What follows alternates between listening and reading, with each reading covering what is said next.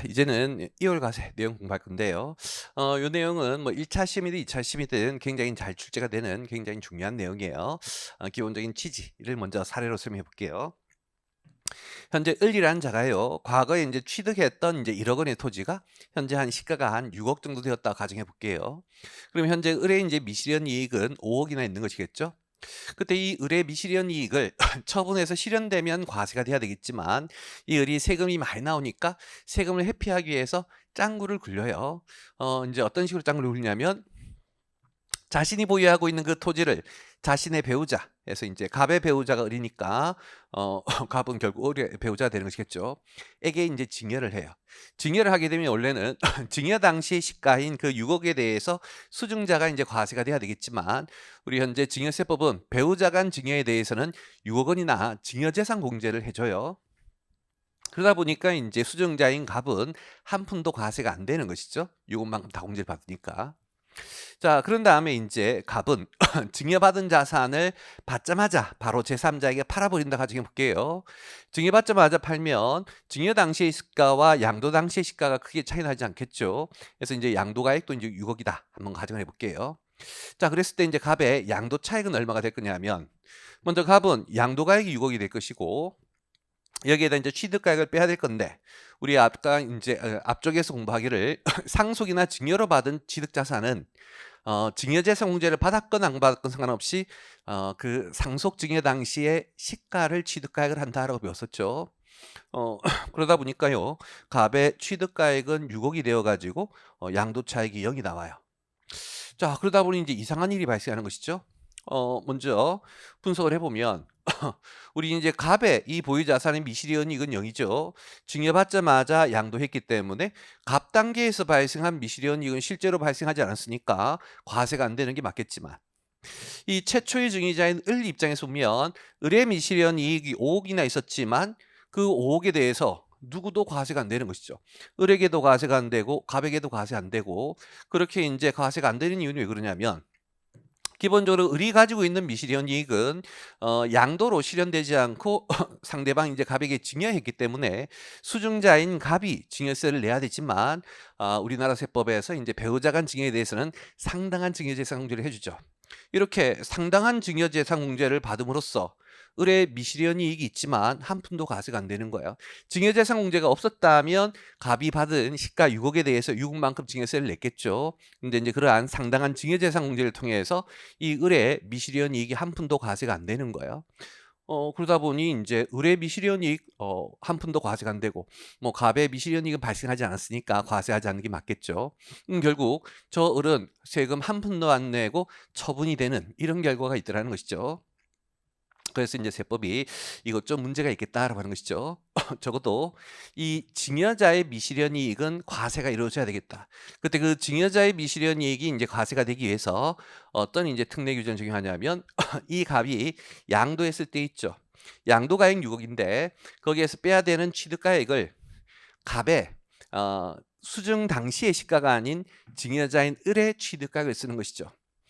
이렇게 이제 증여자인 을의 취득가액을 이제 쓰게 되면 어떤 결과가 되냐면 이제 이 갑이 양도했을 때 이 갑의 양도가액하고 그다음에 이 당시의 시가를 보면 요 시가와 요 시가의 차이는 갑의 미실현 이익인 것이고 요 시가와 요 금액의 차이는 이제 을의 미실현 이익인 것인데 이제 이렇게 을의 취득가액을 쓰게 되면 증여자인 을의 미실현 이익까지도 갑의 양도 차익이 되는 거예요. 현재 양도 차익 5억은 을에게서 발생한 미실현 이익인 것이고 갑에게는 아까 얘기했듯이 미실현 이익이 발생하지 않았으니까 여기는 이제 안 들어가겠죠.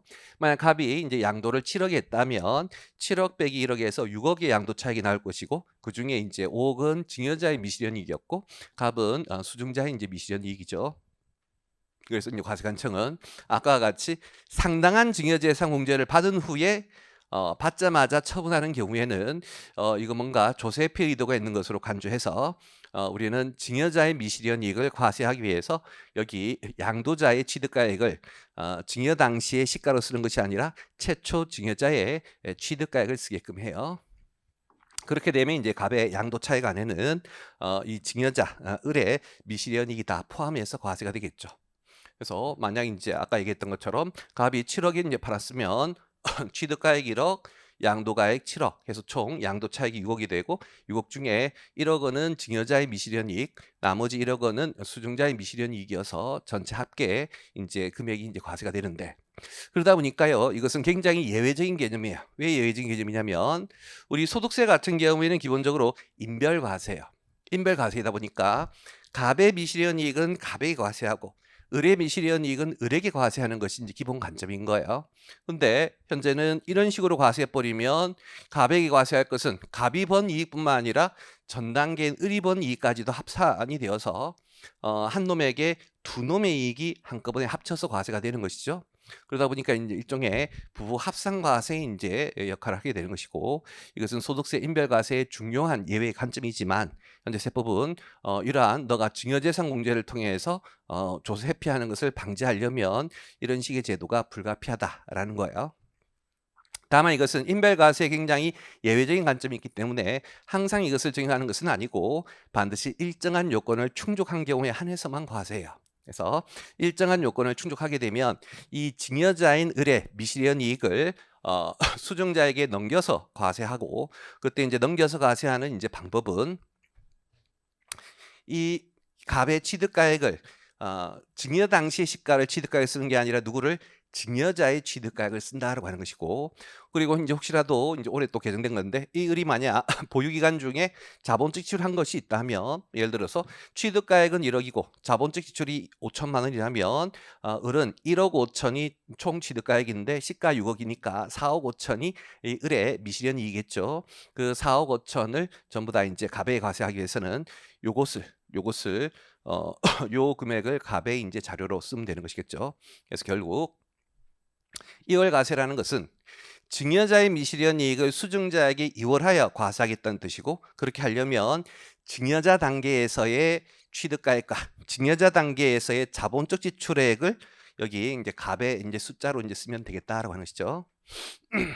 또한 뿐만 아니라 취득 시기도 이제 넘어가게 되는 것인데 왜 그러냐면 우리 이제 갑에게 과세할 것은 갑이 취득한 이후부터의 이익이 아니라 을이 취득한 이후부터의 이익인 것이니까 전체 과세가 되는 게 을의 취득 시점 이후부터의 이익이에요. 그러다 보니 이제 취득 시점도 우리 이제 을의 취득 시점을 갑의 이제 취득 시점으로 쓰는 것이죠. 그러다 보니 이제 갑의 실제 보유 기간은 여기서부터 여기 양도한 날까지겠지만 갑의 보유 기간이 이제 좀 더 늘어나겠죠.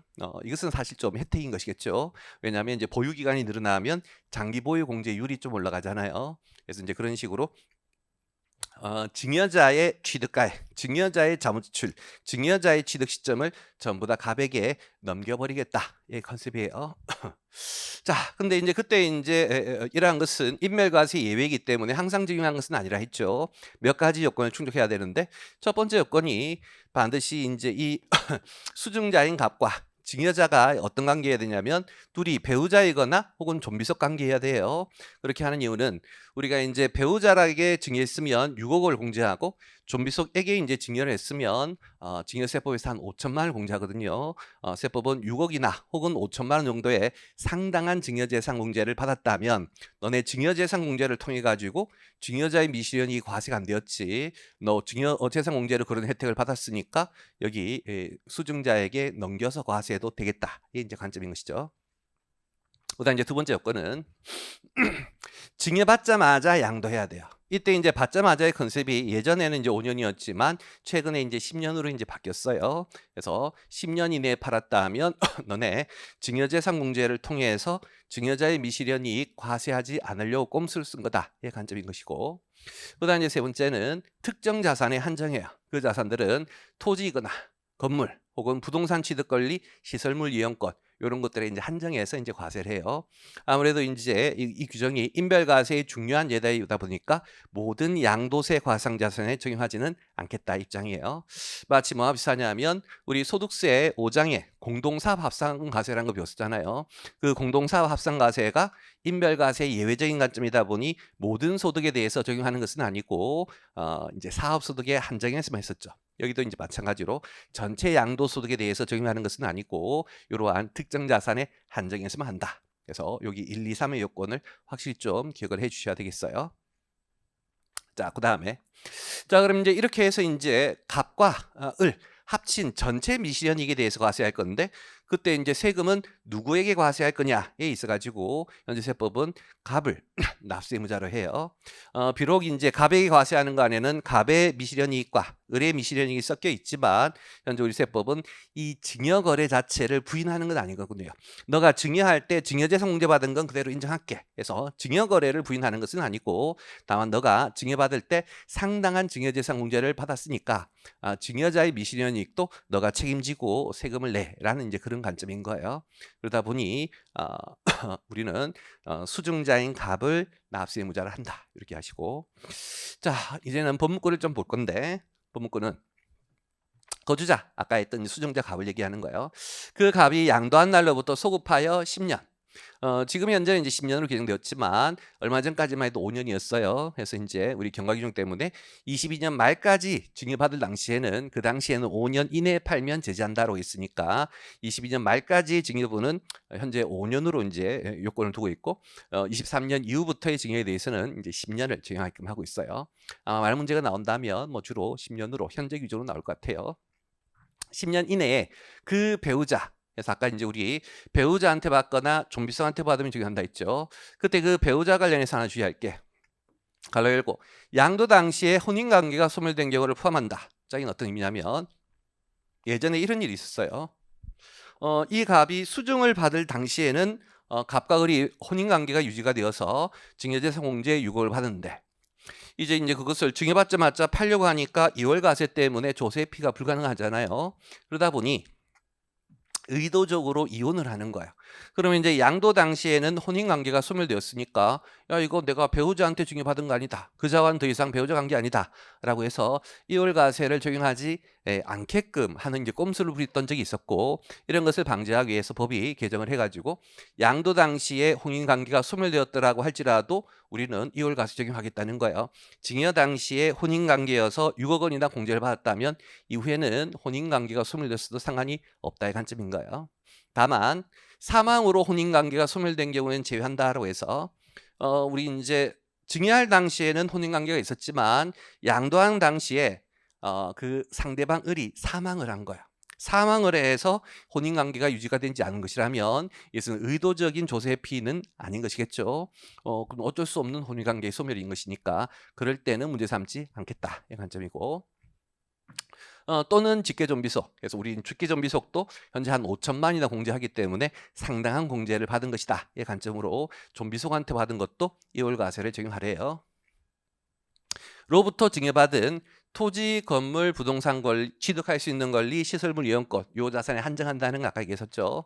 이러한 것을 양도함에 따른 양도차익 계산할 때 양도가액에서 빼야 될 필요경비는 일반적인 필요경비에 따르지만 아래 1번과 2번의 특례가 있다. 먼저 1번 취득가액은 원래는 상속이나 증여를 받게 되면 그 시점에 시가를 취득가액으로 해야 되지만 2월 과세가 적용될 때만큼은 증여자의 미실현이익을 수증자에게 과세하려면 누구의 취득가액?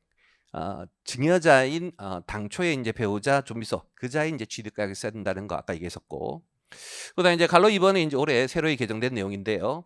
과거에는 이 증여자가 지출한 자본 지출을 수증자에게 뺄 수 있을 거냐 없을 거냐 이제 논란이 있었는데 그것이 이번에 이제 법에 명확히 이제 규정된 거예요.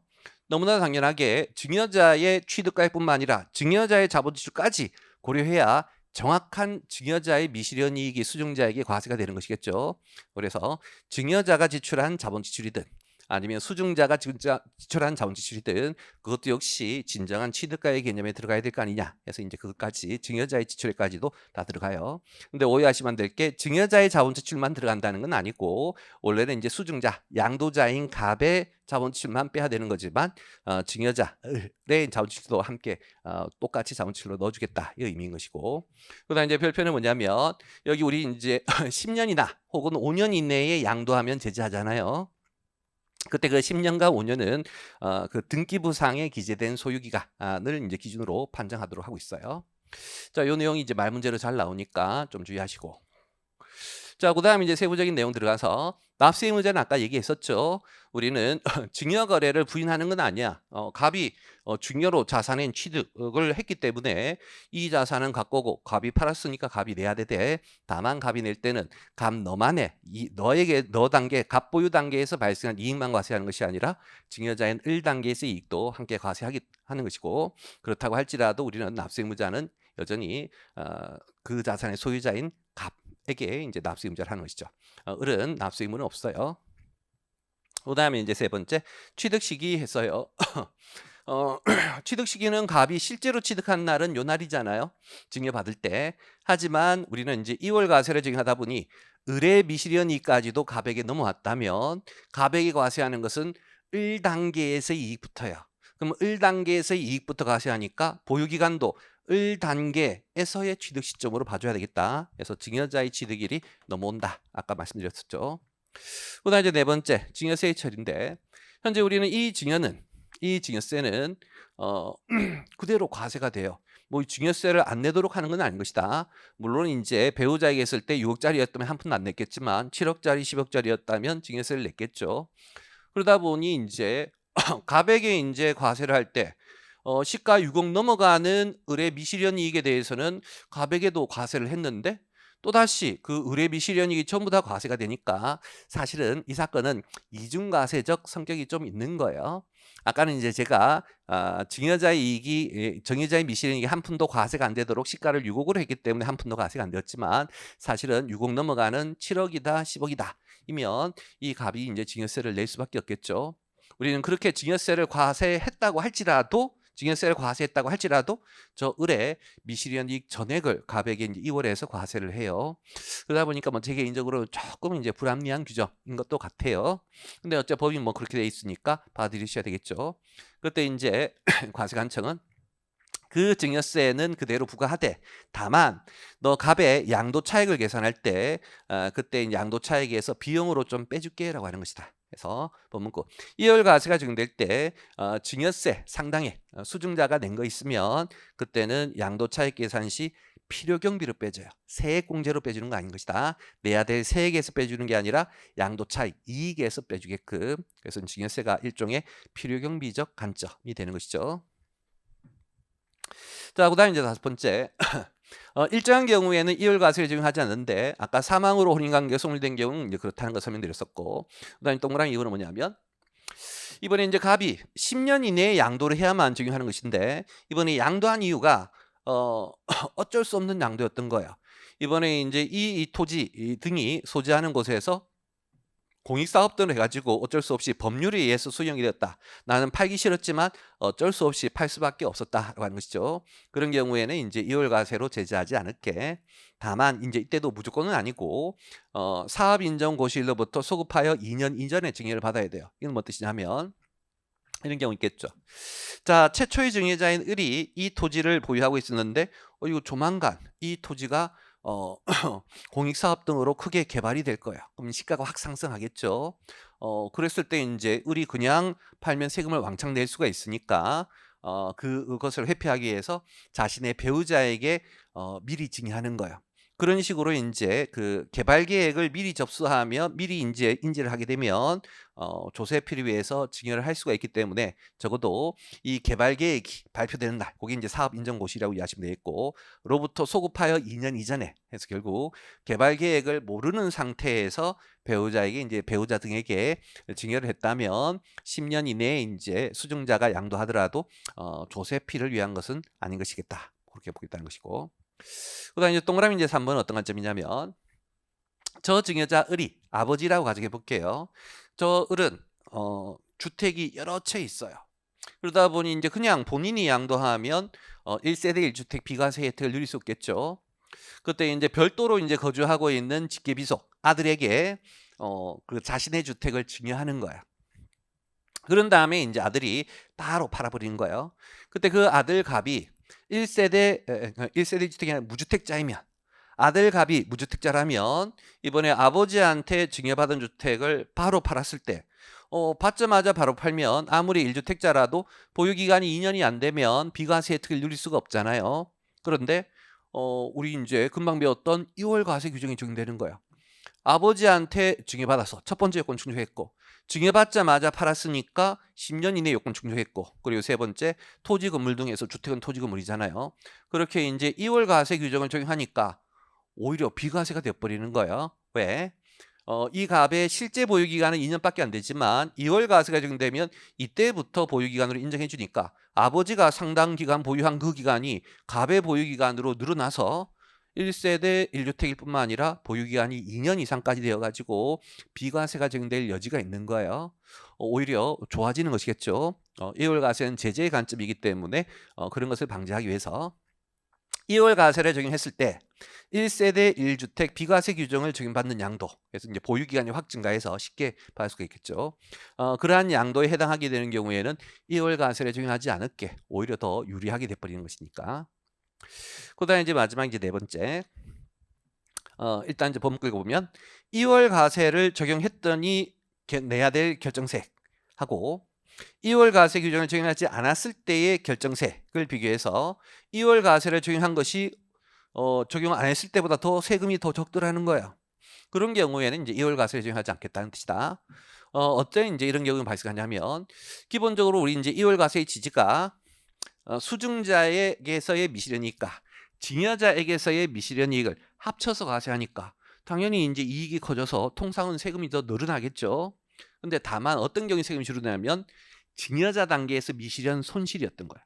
증여자 단계에서는 미실현 손실이고 수증자 단계에서 이제 증여받은 후에 시가가 상승해서 미실현 이익이 발생하면 둘을 합치면 오히려 전체 과세될 금액은 줄어들겠지. 이런 식의 이제 사건이 발생할 수도 있고 기본적으로 2월 과세는 제재의 관점인 거야. 그래서 오히려 유리해지게 하는 것은 적용하지 않겠다의 관점이어서 2월 과세 적용 시의 세금과 2월 과세 미적용 시의 세금을 계산한 다음에 2월 과세 미적용 시의 세금이 더 크다면 우리는 그대로 2월 과세를 미적용해서 더 많은 세금을 내게 하게끔 하겠다. 뭐 그런 취지예요. 자, 이제는 이거하고 비슷한 우회 양도 부당이익 부인이라는 거 공부할 건데요. 유사한 듯 보이지만 기본 컨셉이 완전히 달라요. 자, 학등지 보면 자, 여기 갑이 상당한 이제 미실현 이익이 있대요. 근데 이제 아까 얘기했던 것이 2월 과세가 적용되는 배우자나 존비속에게 증여 후 바로 양도를 시켜버리면 조세피가 이제 2월 과세 때문에 불가능하겠죠. 그래서 이제 어떻게 하냐면 그러한 배우자 존비속 아닌 친족 뭐이니까 형제자매, 그 다음에 이제 뭐 삼촌, 고모, 이모, 조카 등이 있겠죠. 그래서 이런 식으로 기타 친족에게 이제 증여를 하고 그리고 이제 그 친족 특수한 개인이 바로 다시 제3자에게 양도를 해요. 현재 그랬을 때 이제 우리 증여세법에서 기타 친족 같은 경우에는 증여재 성공제가 1,000만 원밖에 안 돼요. 그럼 1,000만 원밖에 안 되면 뭐 거의 큰 혜택은 아닌 것이겠죠. 그러다 보니까 이 갑의 미실현 이익이 다 여기에서 이제 증여세로 과세가 될 거예요. 그래서 이제 을이 될 것이고. 그다음에 이제 다시 이제 그 을이 증여받자마자 양도를 하게 되면 양도세를 내야 될 것인데 뭐 받자마자 팔면 뭐 여기 을의 미실현 이익이 얼마 없었을 것이니까 뭐 양도세 얼마 없겠지. 자, 그래서 이제 갑이 이렇게 을에게 증여했다가 다시 제3자에게 양도하는 이런 사건이 발생을 했대요. 그랬을 때 과세관청은 어떤 생각을 하냐면 아니 얘가 증여받자마자 바로 팔 거면 처음부터 갑이 제3자에게 바로 팔면 되지 굳이 특수에게 증여 후 양도를 했다는 건 뭔가 특수와의 거래를 통해서 조세 회피하려고 한 거 아니냐라는 생각을 하고요. 그때 우리는 이제 세금을 비교해요. 어떻게 세금 비교하냐면 실제 거래는 증여 후 양도니까 A, B의 세금을 내야 되겠죠. 이 을이 이제 A도 내고 B도 내겠죠. 그때 이제 과세관청은 저 갑이 제3자에게 직접 양도했다면 양도세를 낼 것이고 그 양도세 C를 구한 다음에 A, B의 세금과 C의 세금의 크기를 비교해요. 그러면 이제 상식적으로는 이렇게 증여 후 양도하는 게 2번의 세금을 내니까 이게 더 크고 한 번 양도했을 때 내는 양도세가 더 적은 게 일반적이겠지만 가끔은 밑에 게 있어요. 밑에 게 되는 경우가 있어요. C가 이제 더 크다는 거예요. 자, 왜 이런 이제 사건이 발생하냐면 이 세율 구조 때문에 그래요. 세율 구조. 우리 이제 증여세 같은 경우에는 최소 10에서 최대 50%까지 물리는데 그때 이제 증여세 과세 표준이 1억까지는 10%밖에 안 돼요. 10%. 근데 우리 양도소득세 같은 경우에는 최소 6에서 최대 45에서 최고 세율 자체는 양도소득세가 더 낮지만 중간에 세율이 높아요. 현재 우리 이제 양도 차익, 양도소득의 가표가 한 1억 정도가 되면 8,800까지는 이제 24%지만 8,800을 넘어가게 되면 양도소득세는 35%예요. 자, 그러다 보니까 여기 있는 이 숫자처럼 만약에 갑이 취득할 당시에는 0.1억, 1,000만원이 취득했는데 현재 시점에 이제 시가가 1억이래요. 그러면 이제 갑에게는 이제 미실현이익이 9천이 있겠죠.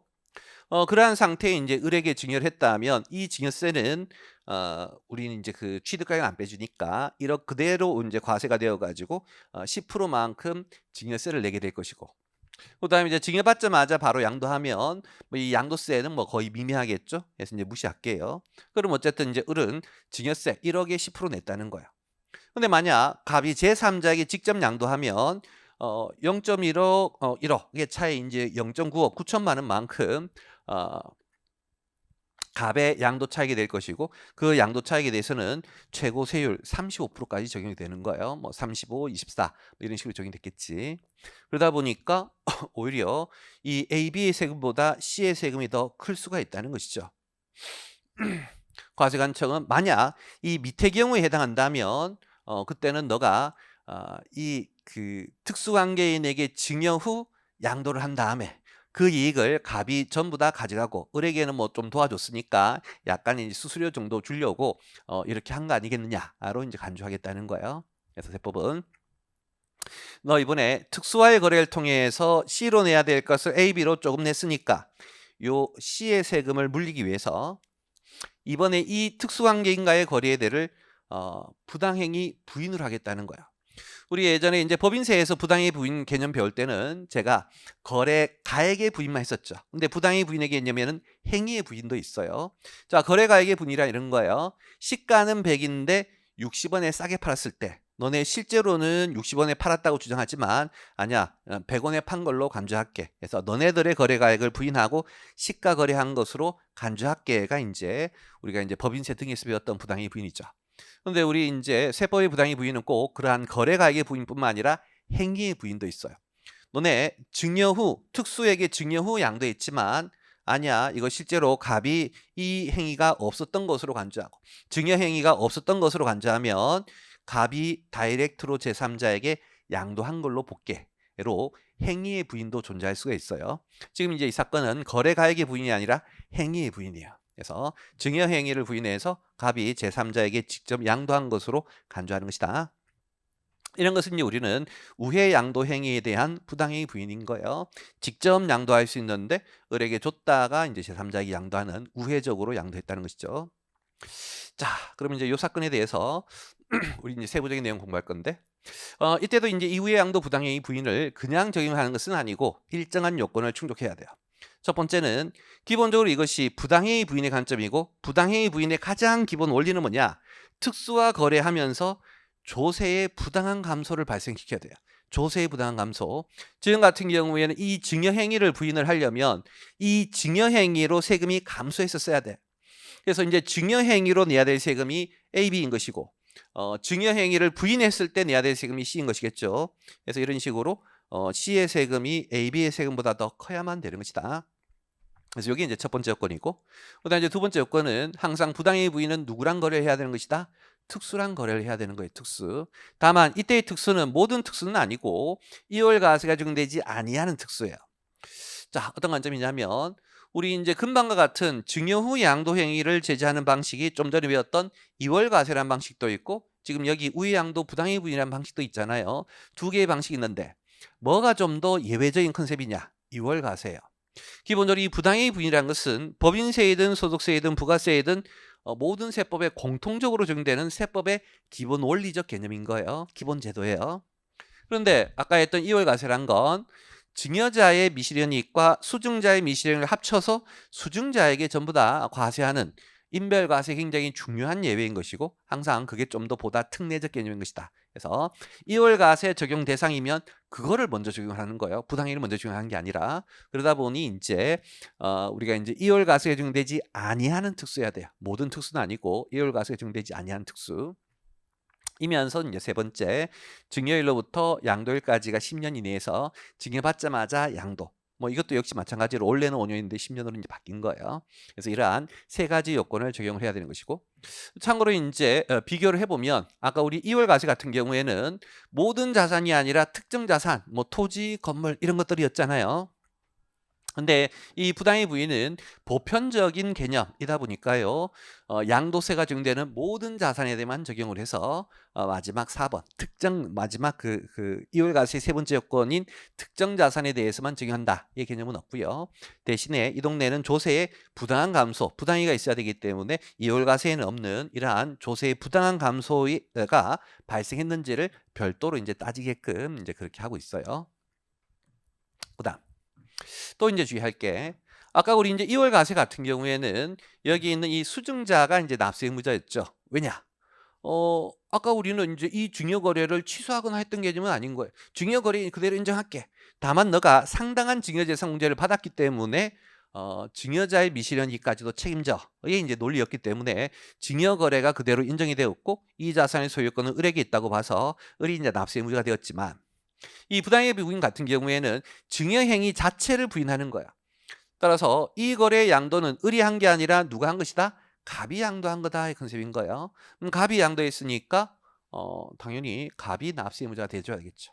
다만 형식적으로 매매계약서상으로는 을이 계약서를 작성했겠죠. 그러다 보니까 형식적으로는 얘가 양도자였으니까 원칙은 갑이 내야 되지만 갑이 안 된다면 을이 너도 세금을 내는 연대 납세 의무를 지울게 라고 이제 하고 있죠.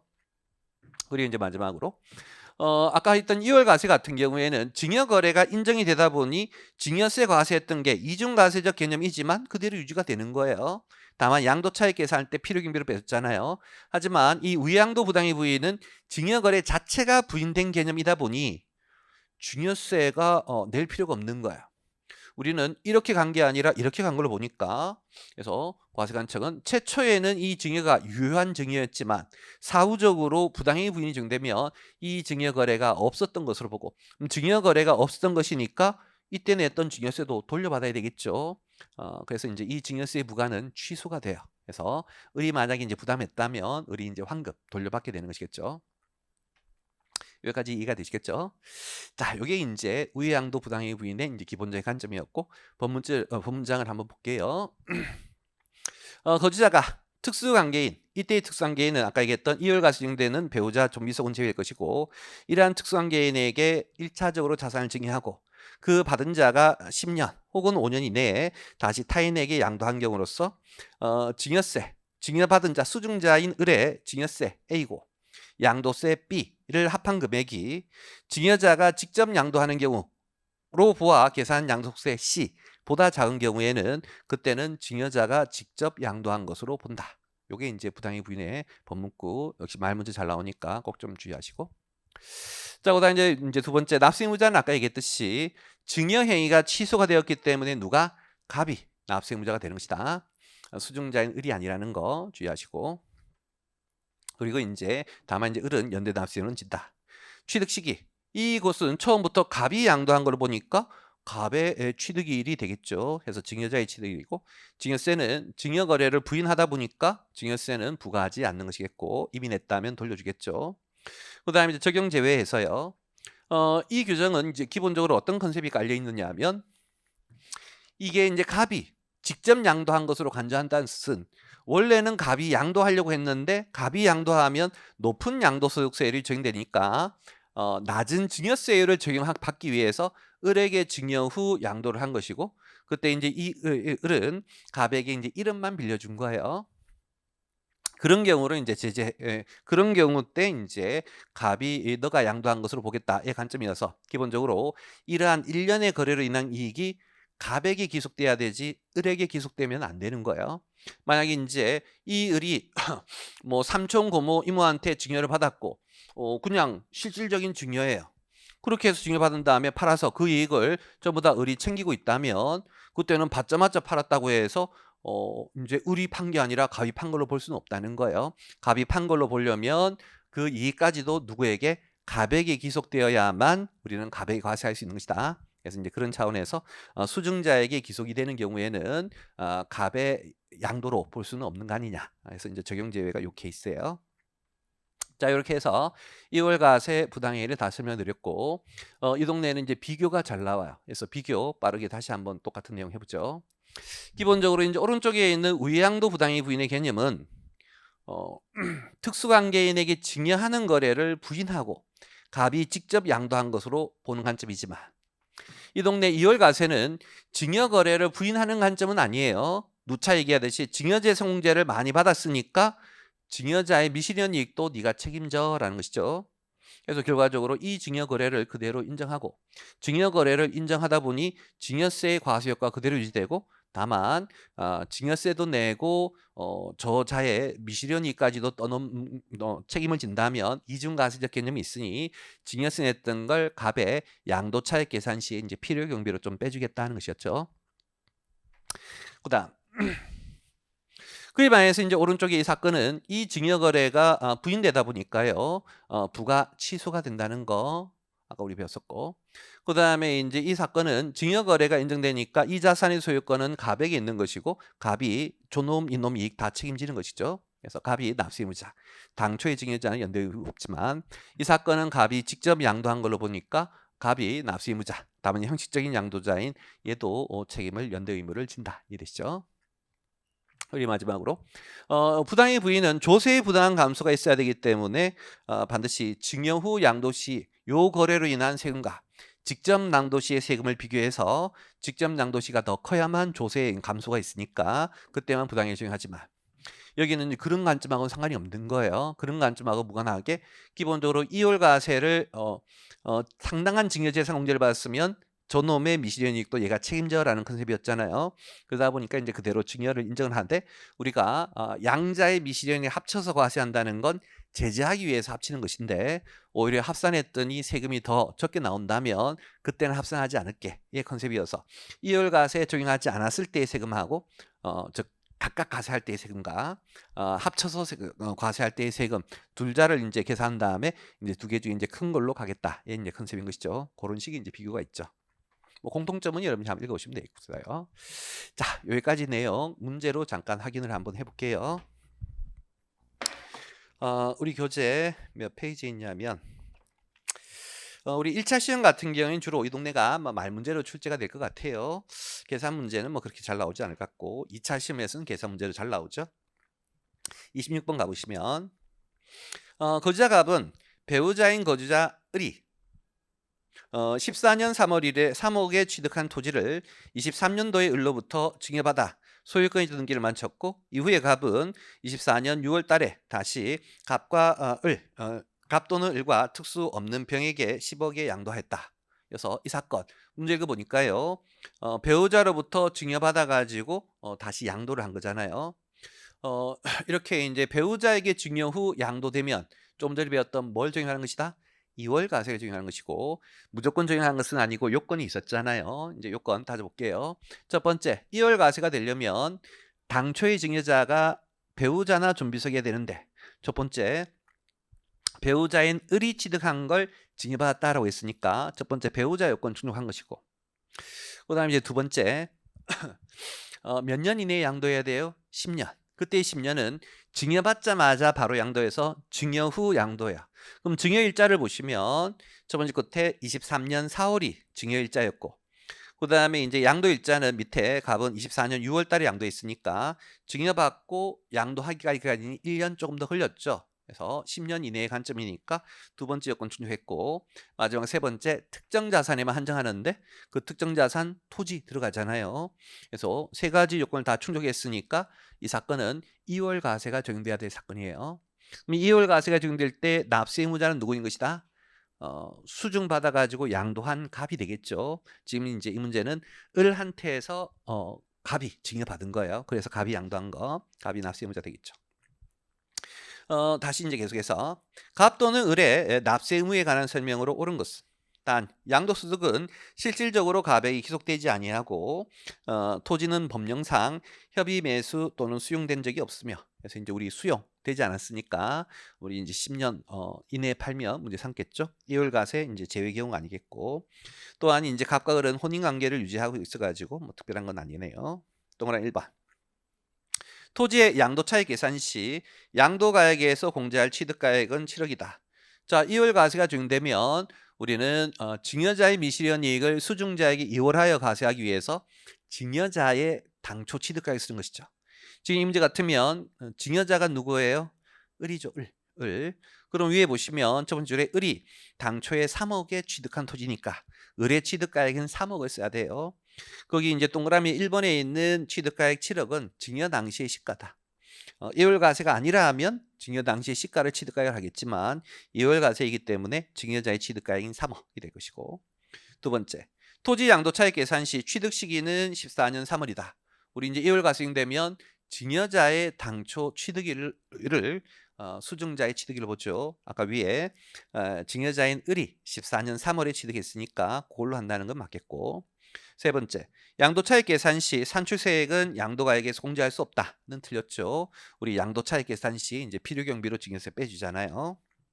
네 번째, 을이 토지 보유기간 중에 지출한 자본적 지출은 토지 양도차익 계산 시 필요경비에 산입하지 않는다. 또 틀렸죠. 우린 을의 미실현 이익을 구하려면 을의 취득가액뿐만 아니라 을이 보유기간 지출한 자본지출도 일종의 취득가액 관점의 사건인 것이니까 우리 이제 수증자인 가백에서 빼줘야 되겠죠. 여기 이제 올해 명백히 개정된 거다 말씀드렸고. 다섯 번째, 납세 의무자는 을이다는 틀렸죠. 우리는 이제 수증자예요. 일과세는 수증자. 반대로 부당의 부인은 증여자죠. 넘겨서 28번. 소득세법상 거주자 갑이 배우자나 좀비속 아닌 특수에게서 그래서 보혜자 좀비속 아닌 특수니까 부당행위 쪽이라는 거 직감할 수 있겠고 23년 3월에 자산을 증여한 후 그 증여받은 그 특수가 증여일로부터 10년 이내에 다시 타인에게 양도할 때에 관한 설명으로 옳은 것은 해서요. 자, 동그라미 1번에 갑이 그 자산을 직접 양도한 것으로 본다. 그래서 우리 이제 부당의 부인이 이제 되면 이렇게 될 것인데 부당의 부인의 요건을 충족했는지를 이제 볼게요. 제일 첫 번째가 조세의 부당한 감소가 있어야 돼요. 조세의 부당한 감소. 현재 이제 이 문제는 조세의 부당한 감소가 있었다라는 표현이 없기 때문에 사실 조금 이제 문제가 표현이 잘못된 것이죠. 그래서 조세의 부당한 감소가 있어가지고 이제 당초 증여자인 갑이 양도한 것을 본다. 뭐 이렇게 돼야 되는데 일단 문제의 취지는 조세의 부당한 감소가 있었다고 간주할게요. 그 다음에 이제 두 번째. 이월과세 경쟁이 적용되지 않는 특수여야 되는데 문제에서 이제 배우자 좀비속 아닌 특수로가 있으니까 충족했고 그리고 세 번째 증여일로부터 양도일까지가 10년 이내니까 충족한 것이죠. 자, 그렇게 이제 요건을 다 충족한 것으로 간주할게요. 그렇게 되면 갑이 그 자산을 직접 양도한 것으로 본다. 맞죠? 그때 특수 관계인이 증여세를 납부한다는 점을 고려하여 양도차익 계산 시 취득가액은 증여시에 가액을 한다는 틀렸죠. 우리는 부당이익이 적용되면 기본적으로 증여세 안 물리고 그 다음에 이제 또한 갑이 직접 양도한 걸 보니까 갑의 당초 최초 취득가액을 그대로 하는 것이다. 증여 당시 가액은 아닌 것이고 두 번째, 갑이 자산을 직접 양도하는 것으로 보는 경우, 즉 부당이익이 적용되는 경우에는 갑과 증여받은 자가 연대 납세의무를 진다. 맞죠? 세 번째, 갑에게 양도소득세가 과세가 되는 경우에는 갑이 양도세가 과세가 된다는 건 부당행위를 적용했다는 뜻이겠죠. 그런 경우에는 수증자가 당초 받은 증여재산에 대하여 납부한 증여세는 필요경비에 산입한다는 이월과세죠. 아예 증여세가 부가치소예요. 네 번째, 양도소득이 수증자에게 실질적으로 기속된 경우에도 직접 양도한 것을 본다는 아니죠. 이것은 수증자가 실질적인 이익을 먹지 않고 실질적인 이익은 당초 증여자가 먹어야 되죠. 명의 빌려준 그 정도의 컨셉일 때만 적용하는 것이다. 다섯 번째, 특수관계인이 그 자산을 양도한 것으로 보되는 틀렸죠. 갑이 양도한 것으로 보는 것이죠. 양도차익 계산 시의 취득가액은 갑의 취득 당시 가액을 한다. 이거는 맞죠. 자, 이제는 이제 그 밑에 29번. 다음 자료에 의하여 납세 의무자와 그가 부담해야 될 세액으로 각각 옳은 것은 첫 번째, 을은 갑으로부터 토지를 23년 4월 달에 증여받아 취득 등기했다. 그래서 을이 갑한테에서 이제 증여를 받은 거예요.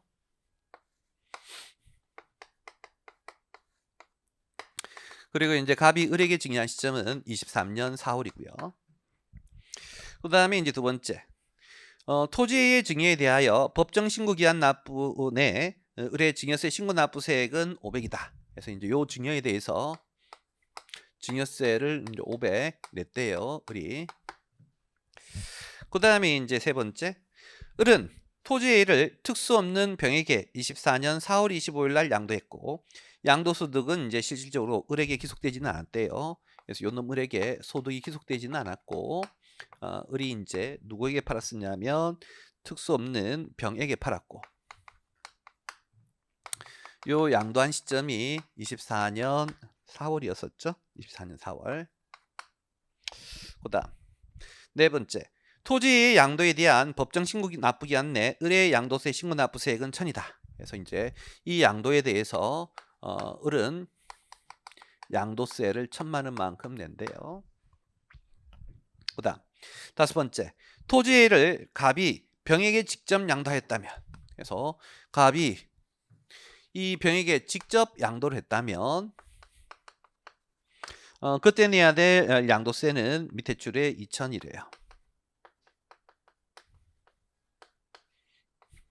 그러면서 이제 여섯 번째, 갑과 을은 모두 거주자래. 갑, 을은 거주자이면서 형제래요.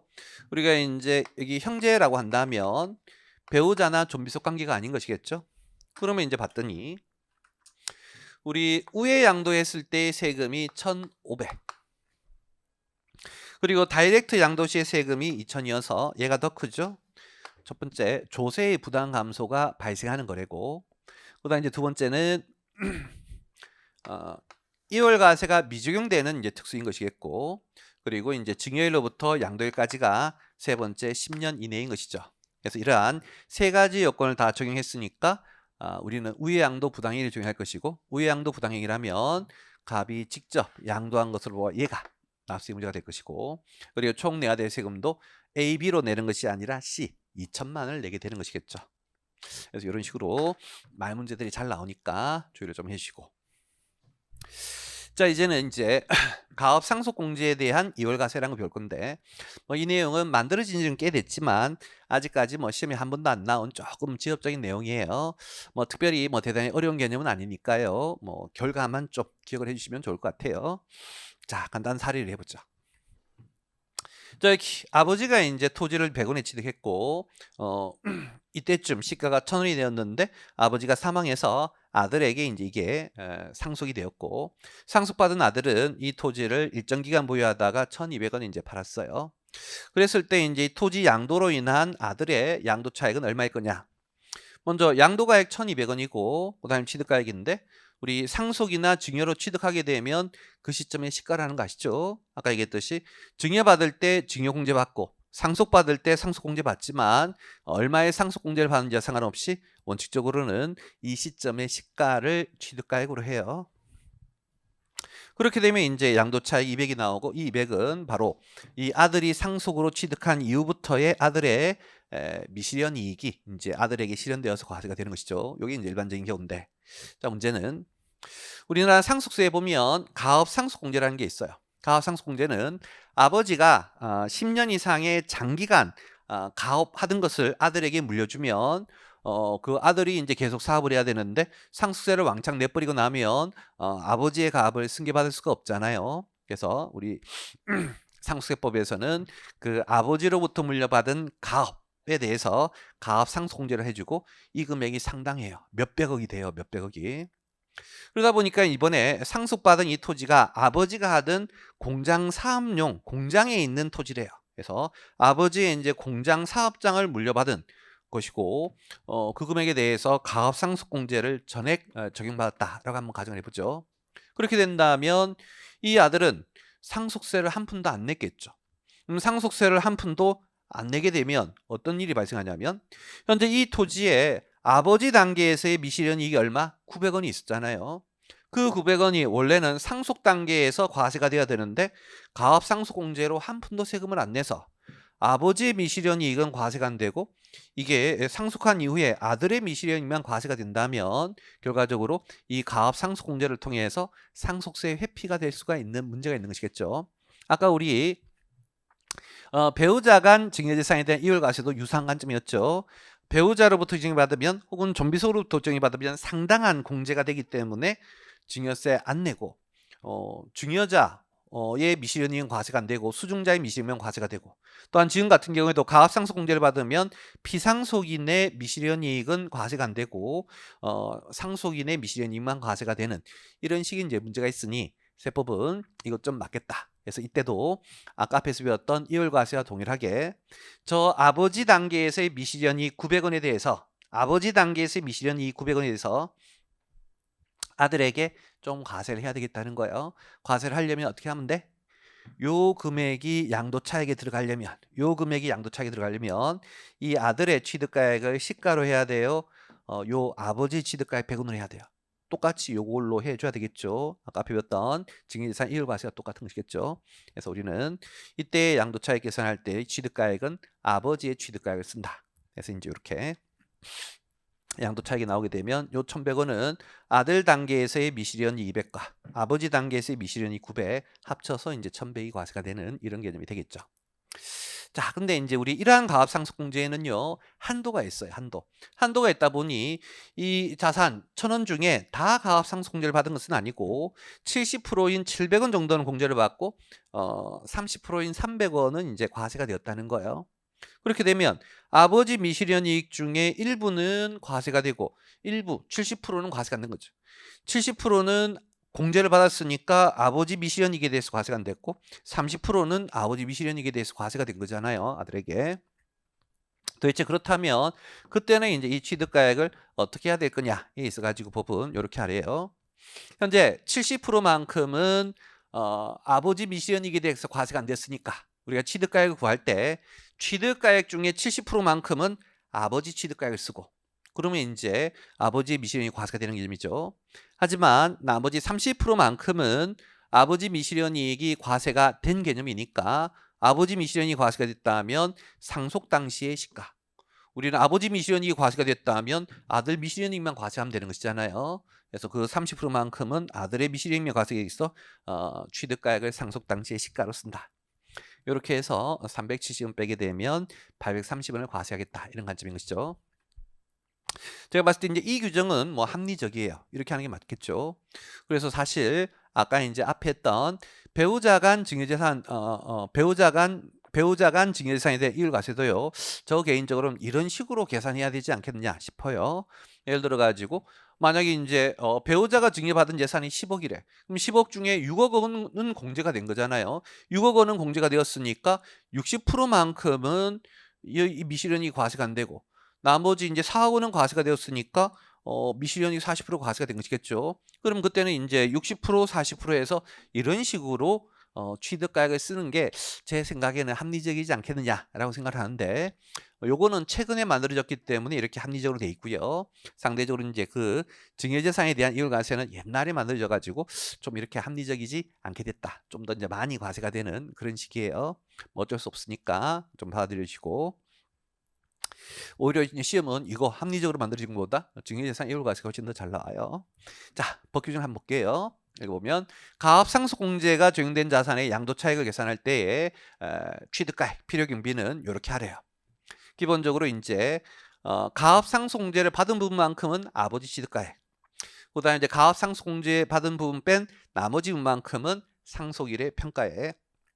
그때 가압상속공제 받은 비율은 그 가압상속공제 재산 전체 중에 실제로 공제받은 금액 비율. 그래서 뭐 1000억 중에 예를 들어 300억 공제받았다. 그럼 30%. 그래서 여기는 30%, 밑에는 70% 이렇게 쓰게끔 하고 있는 것이죠.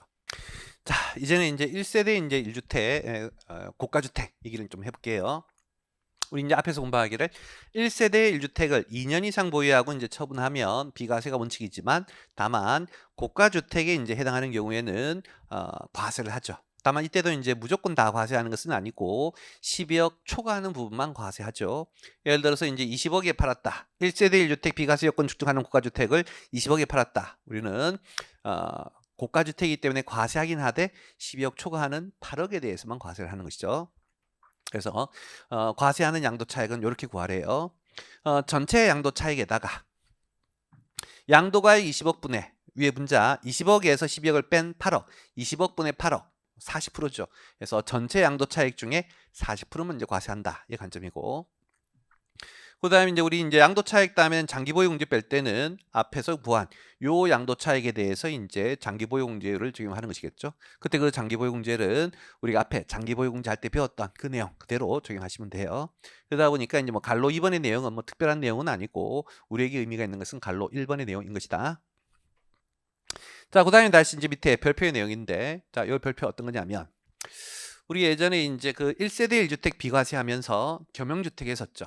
그때 이제 겸용주택을 할 때 겸용주택 중에 이제 주택하고 상가의 면적을 비교해서 주택이 더 크면 그 겸용주택을 전부 다 주택으로 봤잖아요. 그럼 전부 다 주택으로 보게 되면 1세대 1주택 비과세 규정을 상가 부분까지도 다 적용받을 수가 있었지. 그래서 이제 우리가 이제 1세대 1주택 비과세냐 과세냐, 비과세냐 과세냐를 판정을 할 때 그때 이제 겸용주택은 주택이 더 크면 그 나머지 상가 부분도 전부 다 이제 주택으로 봐서 비과세를 해줄 거냐 말 거냐를 판정하는 거예요. 자, 그런데 어떤 문제가 있냐면 이제 지금 하는 이제 이 규정은 이제 어떤 개념이냐면 그 당시에 주택으로 간주했던 상가까지 포함해서 전체 겸용주택이 양도가액이 12억을 초과하면 이제는 비과세는 될 수 없겠고 과세가 되겠지. 그때 만약 이렇게 겸용주택이 최종적으로 과세가 된다면 1세대 1주택 비과세 요건 적용해도 최종적으로 과세가 된다면 과세할 때만큼은 좀 다르게 과세하겠다는 거예요. 과세할 때만큼은 주택의 면적이 더 크더라도 다 주택으로 보지 않고 실제 주택만 주택이고 상가는 상가인 거예요. 그게 이제 어떤 의미냐면 우리가 이제 1세대 1주택 비과세 요건을 충족하는 고가주택이라면 여기 전체 양도 차액을 다 과세하는 게 아니라 12억 초과하는 비율 부분만 과세하잖아요. 하지만 상가라면 고가주택이 아닌 것이고 고가주택이 아니라면 이 비율만큼 과세하는 게 아니라 다 과세하는 거야. 그러다 보니까 좀 특이한 것이죠. 다시 한번 얘기해서 우리가 겸용주택을 팔았어요. 그때 우리 이제 주택 부분의 면적이 더 크고 전체로 이제 상가도 이제 다 주택이 되겠지. 전체 다 주택이 더 크면. 그래서 이제 전부 다 주택인데 총 양도가액이 12억 이하다. 그러면 이제 그때는 다 비과세인 거예요. 근데 이제 이것이 전체로 양도한 가액이 12억을 초과해서 과세가 된다면 그 과세가 될 때만큼은 과세를 할 때 주택은 주택, 상가는 상가에서 주택분 양도 차액은 이런 식으로 안분해서 과세하고 상가분 양도 차액은 전부 다 과세하겠다는 표현인 것이다. 그래서 이제 본문을 한번 읽어보시면 뭐 당장 1차 시험에 얘가 계산 문제는 안 나올 것 같고 이 문장 자체로 말 문제만 나올 수가 있으니까요. 하나의 건물이 주택과 주택 외의 부분으로 복합되어 있는 경우, 뭐 대표적인 겸용주택이죠. 혹은 주택에 딸린 토지에 주택 외의 건물, 상가의 건물이 있는 경우, 뭐 이런 것도 이제 겸용주택으로 간주되는 부분인 것인데, 그때 요 놈 계산할 때만큼은 주택 외의 부분은 주택으로 보지 않을게. 비록 주택의 면적이 더 크더라도 순수한 주택만 전체 양도 차익을 이렇게 안분해서 하고 순수한 주택 이외의 상가분만큼은 상가분 양도 차익은 전액 다 과세한다라고 하는 거예요. 자, 뭐 요거 말 문제 좀 주의하시고 우리 요놈 계산 문제 한번 연습을 해볼게요. 자, 우리 교재에 몇 번 문제냐면 35번 문제예요. 35번. 거주자 갑이 양도한 주택과 관련된 자료이다. 갑의 양도소득 금액으로 오른 것은. 자, 문제의 요구사항은 차익은 아니고 소득 금액이에요. 소득 금액이니까 양도 차익에서 장기 보유 공제까지 다 빼주셔야 되겠죠. 그 다음에 이제 1번. 취득 및 양도 가는 자료에서 먼저 취득 한 날 봤더니 취득이 잘 봤더니요. 계약일은 17년 2월인데 잔금 다 준 날은 17년 5월이래요. 그럼 우리 앞에서 양도 시기 취득 시기 할 때 이 동네에는 뭐가 원칙?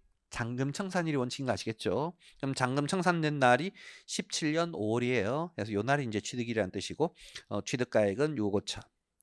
그 다음에 이제 양도했고, 양도할 때도 계약금 받고 잔금 받는데, 역시 잔금 청산일인 24년 4월이 양도일이 되는 것이겠죠. 그리고 오른쪽에 양도가액은 13억. 다시 이제 오른쪽에 갈로 2번 거래 증명 서류로 확인되는 추가 지출 자료에서요. 우리 취득 시 부동산 중개 수수료는 이건 취득가액이에요. 이것도 역시 앞에 설명드렸죠. 거기 박스의 제일 마지막 칸에 있는 양도시 부동산 중개 수수료는 양도 비용이 될 것이고, 그다음에 다시 위에 취득세 역시 취득가액이 들어가는 것이고, 취득 시 소유권 확보를 위한 소송 비용도 역시 취득가액이 들어가요. 앞에 우리 이제 취득가액 할 때 요거 좀 지엽적인 내용이지만 보험 차원에서 공부하자 했던 내용이죠. 그다음에 이제 그 밑에 보유 중 납부한 재산인데, 우리는 취득 단계의 취득세는 취득가액이 들어가지만 보유 단계의 재산세라든지 종합부동산세는 인정하지 않는다 했죠. 필요 경비가 안 돼요. 그다음 세 번째, 갑은 19년 6월부터 양도시까지 주택에 거주하였다. 그 다음에 이제 네 번째, 갑과 세대원은 양도한 주택의 취득 시부터 양도시까지 다른 주택을 보유하지 않았으며, 라는 표현은 양도할 때까지 다른 주택 없었으니까 1세대 1주택이어서 비과세 요건을 충족했다라는 표현인 거예요. 그러면 한 푼도 과세하지 말아야 되지만, 다만 왼쪽에 박스에 이놈의 양도가액이 13억이잖아요. 12억을 초과하고 있기 때문에 우리는 비과세 요건 충족을 했음에도 과세한다라고 하는 것이죠. 자, 그럼 이제 어떻게 이제 과세할 건지 이제 계산 들어가 볼게요. 일단은 이제 우리 비과세 요건 충족을 할지라도 전체 양도 차익을 구하세요. 자, 전체 양도 차익은 제일 먼저가 양도가. 아까 문제에서 13억 있었고요. 그 다음에 이제 취득가액. 취득가액은 왼쪽 페이지에 보시면 당초에 취득가액이 6억 5천인데, 오른쪽 페이지 상단에 보시면 취득 시 부동산 중개 수수료 200 취득가액 들어가고, 취득세 400 들어가고, 또한 취득 시에 소유권 확보를 위한 소송 비용도 취득가액이 들어가겠지.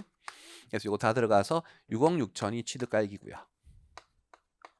다시 여기에다 이제 기타 경비를 뺄 건데, 현재 이 문제는 실제 취득가액 확인되니까 실제 비용이 대조가 되어 있고, 그때 봤더니 이제 재산세는 양도 비용 아니었지만 거기 중개 수수료 300 있었고, 뭐 다른 자본 지출은 없었으니까 300이 이제 기타 경비에 들어가겠고, 이렇게 하게 되면 양도 차익이 6억 3,700 이렇게 나오겠네요. 자, 이제는 이제 두 번째 문제에서 요구하는 소득금액 구할 건데, 일반적인 자산이라면 이 금액이 그대로 전체 양도 차익이 되겠지만, 지금은 1세대 1주택 비과세 요건을 충족한 고가주택이기 때문에 저 양도 차익 중에 일부만 과세가 되는 것이죠. 그래서 우리 고가주택의 양도 차익을 다시 구하면 전체 양도 차익 6억 3,700에다가 전체 양도가액 13억이고 13억 중에 12억 초과하는 1억 부분만 이제 들어가는 것이죠. 그래서 요 금액 계산하시면 요 금액이 4,900이 나오고, 자, 이제는 이제 장기보유공제를 빼줘야 될 것인데, 우리 이제 소득금액은 양도차익에서 장기보유공제까지 뺀 것이죠. 그때 장기보유공제는 4,900 양도차익에다가 장기보유공제를 곱하는 것이죠. 자, 그때 이 장기보유공제를 구할 때 주의해야 돼요. 우리 앞에서 공부하기를 일반적인 경우에 장기보유공제율은 1년에 보유기간 1년에 2%이지만 1세대 1주택이면서 거주기간이 2년 이상인 놈이 있었죠. 1세대 1주택이면서 거주기간이 2년 이상인 놈은 보유기간별 공제율 1년에 4%, 거주기간별 공제율 1년에 4%를 이제 별도로 적용받는다 했었잖아요. 자, 이제 이 놈은 그거를 적용해야 될 케이스인 거예요. 자, 어떻게 할 건지 해볼게요. 먼저 우리 이제 보유기간을 한번 구해볼 건데, 보유기간 같은 경우에는 이제 왼쪽 페이지 하단을 보시면 양도일자가 24년 4월이고 취득일자가 27년 5월이에요. 그랬을 때 항상 우리 기간은 뒤에 거에서 앞에 거 빼라 했죠. 먼저 24년에서 17년 빼면 7년이고, 4월에서 5월을 빼면 마이너스 1월이죠. 그럼 7년 마이너스 1월 되는 순간 얘는 6년 몇 개월이고, 6년 몇 개월이면 보유기간 몇 년? 6년으로 우리 장기보유공제 할 때는 연 미만은 절세한다 라고 배웠었죠. 그 다음에 이제 거주기간도 동일한 요령으로 구해보면 우리 이제 오른쪽 페이지 갈로 3번에 보시면 19년 6월부터 양도시까지 거주했다 했죠. 그러면 이제 양도한 날 24년부터 이제 해서 빼면 24년 19년 하면 5년. 그 다음에 양도한 달이 4월인데 거주 시작한 달이 6월이니까 그때는 이제 4 빼기 6 하면 마이너스 2개월이 되겠지.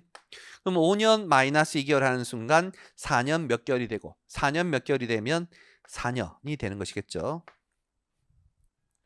그러면 이제 이자의 공제율은 보유기간 6년에 대해서 4%를 적용하니까 24%고, 그다음에 이제 거주기간 4년에 대해서 다시 4%또 적용하니까 16%가 되어가지고 요거 합치면 40%죠. 40%. 그래서 이제 4,900에 40%만큼 장기보증제를 받을 것이고 그 금액이 이제 1,960이에요. 그러면 양자의 차이 금액인 2,940이 소득 금액이 된다. 이런 식으로 계산하는 것이죠. 그 밑에 있는 36번은 숙제로 낼 테니까 한번 해보세요. 앞에 있던 35번보다 쉬운데 다만 이제 좀 특별한 게 이제 뭐가 있냐면 거기 세 번째 줄에 보시면 조세 부담이 최소화되도록 과표를 구해봐라. 그래서 이제 문제는 일단 요구사항 자체가 과표이니까 아까까지 했던 요 단계 전체 양도차익 구하고 소득 금액 구한 다음에 기본 공제까지 빼주셔야 되겠고, 그리고 문제에서 세부담 최소화래요. 우리 앞에서 얘기했지만 양도소득세에서 뭐 특별히 세부담 최소할 만한 사건들이 없어요. 그럼에도 세부담 최소 나왔다면 뭘 묻는 것일 것이다? 환산 취득가액 했을 때 추계비용과 실제비용 두 개 중에 큰 거라는 그거 주의하자 있었죠. 현재 문제 보시면 밑에 가로 1번 주택의 양도 내역에서요. 우리 이제 양도가액은 실제 거래가액 14억 확인되지만 취득가액은 확인이 안 돼요. 그리고 이제 문제 특별히 매매 사례가 감정가 이런 것도 없으니까 결국 취득가액을 뭘 써야 되겠다? 환산 취득가액을 써야 돼요. 환산 취득가액. 우리 이제 환산 취득가액 쓰면 여기 취득가액 구할 때 요놈 취득가액 구할 때 현재 전체 양도가액이 14억이고 기준시가 비율이 양도시기준시가가 10억, 취득시기준시가가 5억. 그래서 이제 요그만큼 이제 환산 취득가액이 될 것이고, 다시 여기에다가 이제 계산공제 취득시기준시가인 5억에 3% 적용하겠죠. 하게 되면 요놈 이제 금액이 한 7억 1,500이 나와요. 그런데 이제 우리 환산 취득가액을 쓰게 되면 실제 비용을 할 수도 있죠. 이때 실제 비용은 실제 취득가액은 확인되지 않으니까 0이지만 보유기간 중에 자본지출과 양도시 양도비용 들어갈 수 있잖아요. 갈로 2번에 보시면 동그라미 1번에 4월 달에 자본지출 7억이 있었고, 그 다음에 양도 당시의 계약서 작성 비용 등 요게 이제 양도 비용 500이 있고요. 그리고 이제 부동산 중개 수수료도 들어가죠. 8,600. 그래서 요거 다 넣게 되면 이 금액이 7억 9,100이 돼요. 그렇게 되니까 추계 시의 비용이 실제 비용보다 더 작죠. 그러면 우리는 요 전체 취득가액을 7억 9,100으로 해서 계산하시면 돼요. 요게 이제 이 문제에서 포인트고, 뭐 다른 것들은 조금 전에 앞에 했던 내용하고 똑같으니까 여러분들 한번 해보시면 되겠고요. 그 다음에 이제 함정을 하나 판 게 있는데 이 문제에서 제가 거기 이제 문제의 첫 번째 줄로 가보시면 24년 12월에 1세대 1주택의 요건을 만족하는 서울시 주택인데 이 서울시 주택이 조정 대상 지역 내에 소재한대요. 우리가 이제 조정 대상 지역에 있으면 현재 이제 수험 목적상 제재는 딱 하나로만 기억할게요. 우리 1세대 1주택 비과세를 적용받을 때 일반적인 경우에는 보유기간 2년 이상이면 되지만 조정 지역에 있으면 보유기간 2년이 다시 뭐까지? 거주기간 2년까지 충족을 해줘야 돼요. 그래서 우리 이제 거주기간 요건이 더 있는 것인데 그 밑에 줄을 보니까 18년 1월부터 양도 시점까지 거주했다라고 했죠. 그러면 보유기간도 2년 넘었고 거주기간도 2년 넘었으니까 비과세 요건을 충족한 게 되는 거예요. 비과세 요건을 충족했으니까 뭐 조정지역이라고 해서 뭐 특별히 달라질 것은 없다. 참고하시면 되겠다. 자, 이렇게 해서 이제 고가주택 마무리하고요. 이제는 부담부 증여라는 거 볼게요. 이 부담부 증여가 한때는 뭐 시험에 잘 나왔는데 최근에는 또 조금 이제 주춤하는 경향이 있는 것 같아요. 하지만 또 언제든지 충분히 출제될 수 있으니까 자, 볼게요. 자, 부담부 증여라는 건 어떤 거냐면 이 갑이 토지를 당초에 이제 취득을 했고, 취득할 때 돈이 없어가지고 은행에서 토지를 담보로 차입금을 400원 빌렸대요. 그리고 현재 시가는 1,000원이고, 그랬을 때 부담부 증여란 누군가에게 나의 자산을 증여하면서 그 자산에 담보된 채무 있죠. 자산에 담보된 채무까지도 상대방에게 이제 이전하는 것을 우리는 부담부 증여라고 해요. 그래서 증여받는 사람은 공짜로만 받는 게 아니라 차익까지 넘겨서 받는 것이겠죠. 자, 그때 이제 그러다 보니까요. 일반적인 증여와 결정적인 차이점이 있어요. 현재 이 A 입장에서는 1,000원짜리 자산을 받지만 부채도 400원 떠나니까 A 입장에서 순수익이 전혀 받는 건 600원인 것이고, 나머지 이제 요 부분만큼은 상대방이 갚아야 될 차액금을 A가 대신 갚아주니까 결과적으로 이 갑에게 대가를 준 거하고 마찬가지인 거예요. 그럼 갑의 입장에서 본다면 1,000원 중에 얼마는 대가 부분 받았다? 400원 부분은 대가를 받았다는 거예요. 그래서 이제 과세관청은 현재 부담부 증여가 있게 되면 이 증여자인 갑은 100% 증여가 아니라 60%만 증여인 것이고, 몇 프로는 40%는 양도이니까 전체 자산 중에 40%를 양도한 걸로 보아 갑은 양도세를 내야 되고, 그 다음에 이제 증여자 같은 수증자 같은 경우에는요, 전체 자산 1,000원 중에 차입금 따는 400원 돈 주고 산 거니까 증여가 아니지만 나머지 600원만큼은 공짜로 받아가지고 증여로 이제 바라봐서 수증자는 증여세, 증여자는 양도세를 내야 되는, 양쪽이 동시에 과세가 되는 이런 이제 사건이 발생을 해요. 자, 그랬을 때 이제 우리 이 갑의 양도 차액을 어떻게 구할 건지 한번 해볼게요. 여러분들 노트 이제 상단에 보시면 자료 있죠. 요 토지의 과거의 갑은 전체 500원에 샀고 그 당시 인시가 200원. 현재 시가는 1,000원이지만 기준 시가는 800원. 그리고 보유 기간 중에 자원 지출이 50 있었다라고 한번 가정을 해볼게요. 자, 그랬을 때 이제 갑의 양도 차익. 자, 제일 먼저는 우리 이제 양도 가액을 구해야 될 건데, 이 부담부 증여에서의 계산은 어떤 이제 특이한 점이 있냐면, 일단은 이번에 갑이 A에게 판 건 전체 얼마짜리? 1,000원짜리 판 거다. 그래서 이 전체 자산을 판 건데, 다만 이 전체 자산을 100% 돈 받고 판 것은 아니고 일정 부분만 돈 받고 팔았죠. 지금 같은 경우에는 전체 자산 1,000원 중에 400원 대가 받았으니까 40%만큼은 양도고 나머지 60%만큼은 증여를 봐요. 그럼 이번에 양도한 자산의 가치가 1,000원인데 전체 1,000원 중에 40%인 400원만큼이 양도가액이다, 이런 식이에요. 그래서 이제 조금 이따 이제 법산식 따로 설명드리겠지만, 부담부 증여에서의 양도가액은 항상 차입금이에요. 부담부 증여에서의 양도가액은 항상 차입금이에요. 아니 스님, 그러면 처음부터 차입금만큼이 돈 받은 거니까 양도가액이라고 하지 왜 이렇게 복잡하게 계산했습니까? 그 이유는 바로 그 다음, 우리가 양도가액이 결정되면 양도가액이 대응되는 뭐가? 취득가액이 결정되잖아요. 그 취득가액을 구하기 위해서 이런 식의 컨셉이 필요했던 것이다. 지금 현재 이 양도가액은 시가였죠. 그러면 우리 그 취득가액은 양도 당시의 가액을 시가에 가까운 숫자로 하게 되면 취득가액은 시가에 가까운 4개 중에 숫자, 4개 중에 하나. 실제 취득가, 매매사례가, 감정가, 환산취득가 하는 거 아시죠? 그 관점을 적용해야 되는 거예요. 그러면 현재 취득가액, 실제 취득가액이 있으니까 그거를 이제 쓰는 것이다. 이 컨셉인 거예요. 요렇게 이제 취득가액을 뭘로 쓸 거냐를 하기 위해서 우리는 이런 식의 컨셉을 적용하는 거예요. 자, 그러면 이제 이 취득가액이 이제 적용이 되는 것은 맞겠지만, 실제 취득가액이 적용되는 건 맞겠지만, 이 취득가액은 전체 자산에 대한 취득가액이죠. 우린 전체 중에 양도된 비율은 몇 프로? 40%니까 그 40%의 비율을 다시 곱해요. 하게 되면 이제 취득가액은 200원 이렇게 구하고, 또한 이때 이 취득가액도 실제 취득가액에 썼으니까 밑에 오는 기타 경비도 실제 비용을 써야 되겠고, 현재 자원지출 50 있고 양도비용 자료는 없으니까 자원지출 50 하되 이 50도 전체 자산에 대한 자본적이잖아요. 그래서 반드시 뒤에 양도 비율 40%를 곱해서 이렇게 계산 하게 되면 양도 차익 180. 여기 이제 첫 번째 이제 추험에 나온 유형이고, 그다음 이제 두 번째 유형 소개할 건데, 우리 현실에서 이러한 부동산은 시가가 명백한 경우가 잘 없죠. 그래서 만약 이 부동산의 시가를 알 수 없는 경우래요. 부동산의 시가를 알 수 없는 경우래요. 자, 그렇게 되게 되면 이제 어떤 문제가 발생하냐면, 이 A 있죠. 증여받은 A. 증여세를 내야 될 건데, 우리 증여세에서는 증여받은 자산의 시가를 증여재산가액으로 하지만 시가를 알 수 없으면 보충적 평가 방법을 한다라는 규정이 있고, 현재 보충적 평가 방법은 지금 같은 부동산 같은 경우에는 전부 다 그 시점의 기준 시가를 보충적 평가 방법으로 해요. 그래서 이제 증여세법에서는 이 토지의 시가가 명백하지 않으면 이번에 A가 받은 자산은 증여 당시 기준 시가인 800원짜리 받은 걸 보고 800원짜리 받으면서 400원 차액금을 떠안았으니까 여기 있는 이제 증여세 과세가액도 800원에서 400원 뺀 나머지 400원 것이고, 그렇게 되면 양도 비율이 이제 달라지겠지.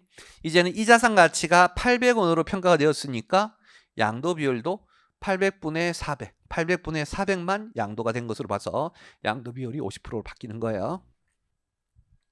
그러면 이제 계산 한번 해볼게요.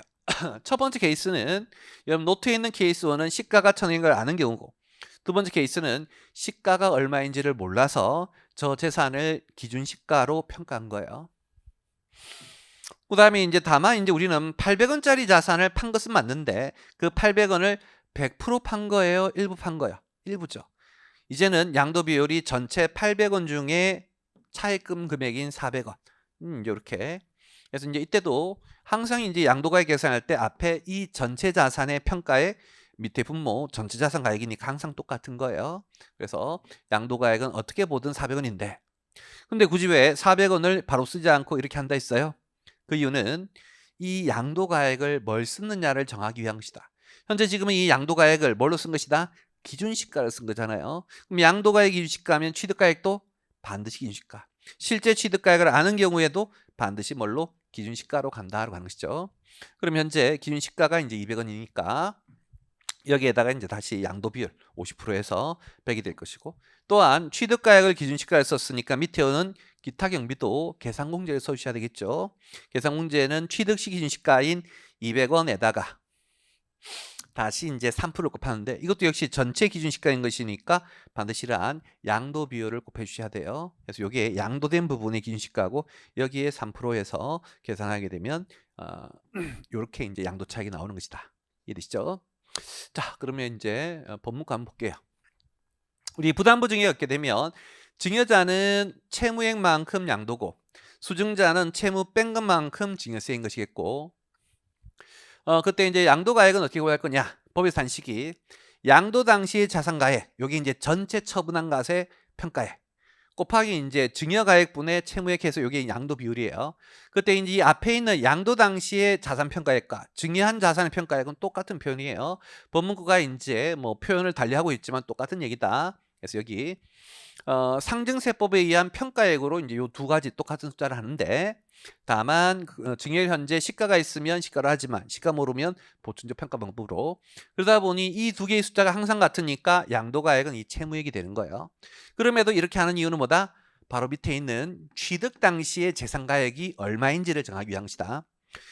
우리가 양도 당시에 시가를 알아서 시가를 썼으면 취득가액도 반드시 4개 중에 하나, 실제 취득가액이면 그걸로 하고 모르면 매매사례가 감정가 환산취득가.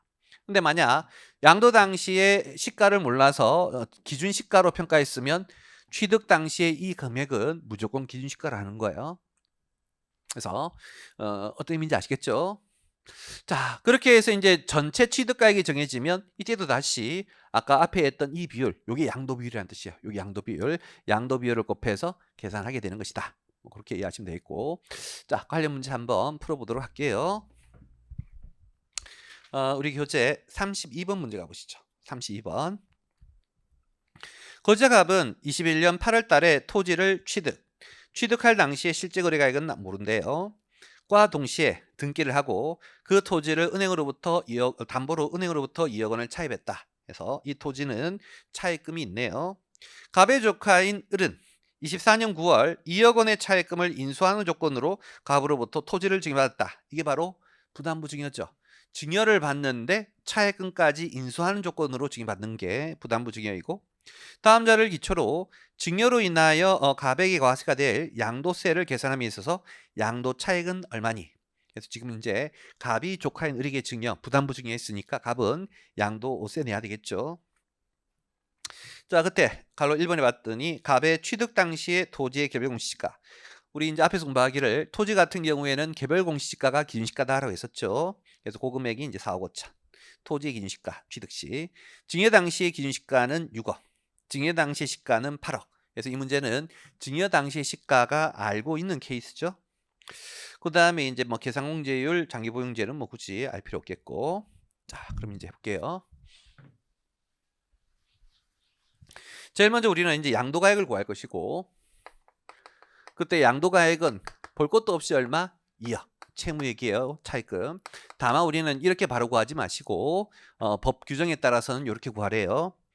자, 이번에 이제 내가 조카에게 판 게 얼마짜리 자산이냐? 전체 시가 8억짜리 자산이야. 다만 우리는 이 8억을 100% 양도한 것은 아니고 양도 비율이 있고, 그때 양도 비율은 그 자산 평가액분의 차입금 금액의 비율. 그래서 몇 프로 양도한 것이다? 25%. 75%는 증여고 25%는 양도다라는 뜻이죠. 자, 이제 양도가액은 주어졌으니까 그 다음에 취득가액을 빼야 될 것이고, 그때 취득가액은 현재 우리 양도 당시에 이 자산, 양도 당시의 자산가액을 뭘로? 시가로 했잖아요. 그러면 취득 당시의 가액도 뭘로? 실거래가, 매매사례가, 감정가, 환산취득가. 근데 아까 문제에서 이 문제는 실제 거래가액을 안 돼 모른대요. 그럼 실제 취득가액 모르면 그 다음은 매매사례가, 감정가인데 문제에서 제시된 바가 없어요. 그럼 뭘 쓰란 얘기다? 환산취득가액 쓰란 얘기죠. 그때 환산취득가액은 요놈 양도가액 8억에다가 기준시가 비율로 환산한 것이죠. 자, 기준시가 비율. 지금의 기준시가가 6억이고 취득 당시 기준시가가 4억 5천이에요. 하게 되면 이제 요 금액이 4분의 3 하니까 6억 되겠죠. 그래서 환산 취득가가 6억인데, 다만 이 환산 취득가액은 전체 자산의 취득가액이고 반드시 뒤에 다시 뭐 곱해야 된다? 양도 비율을 곱해 주셔야 돼요. 25%만큼 양도한 것이죠. 그렇게 해서 이제 계산하게 되면 1억 5천이 최종적인 취득가액이 될 것이고, 그 다음에 이제 기타 경비를 빼야 될 것인데, 인원 기타 경비도 역시 내가 취득가액을 뭘 쓰느냐는 것인데, 지금은 환산 취득가 썼잖아요. 그럼 밑에 오는 것도 계산공제가 와야 되겠고, 계산공제는 취득 시기 시가인 4억 5천에 이제 3% 하는 것이지만, 이때도 이 4억 5천은 전체 자산의 기준시가인 것이니까 반드시 양도 비율을 다시 곱해줘야 돼요. 그래서 양도 비율인 800분의 200. 그래서 이게 이제 양도된 자산의 취득 시기시가, 거기에 이제 3% 하게 되면 요 금액이 3.375 나오네요. 하게 되면 최종적으로는 46.625가 양도 차익이다. 뭐 이런 식으로 계산하는 것이죠. 한 번만 이해하면 계산 자체는 크게 어렵지는 않으실 거예요. 자, 숙제를 하나 낼 건데, 우리 다음 페이지 보시면 33번 있죠? 우리 이제 앞에 있는 문제는 증여 당시의 시가가 아는 경우여서 이렇게 하면 됐지만, 이 33번 문제는 똑같은 부담부 증여인데 거기 넷째 줄 보시면 증여재산의 가액은 증여 당시의 시가가 확인되지 않으므로, 증여 당시의 시가가 확인되지 않아 가지고 뭘로 했대? 상증세법의 공시지가인 14억으로 평가했고, 여기 이제 바로 기준시가다라는 거야. 그러면 우리 여기 양도가액을 기준시가 썼으니까 취득가액도 무조건 뭐 기준시가, 실제 취득가액 알아도 기준시가, 계산공제 이렇게 가게 되는 것이겠죠. 그래서 뭐 계산은 여러분들이 한번 해보세요. 자, 여기까지 하고 잠시 쉬었다가 이어서 하도록 할게요.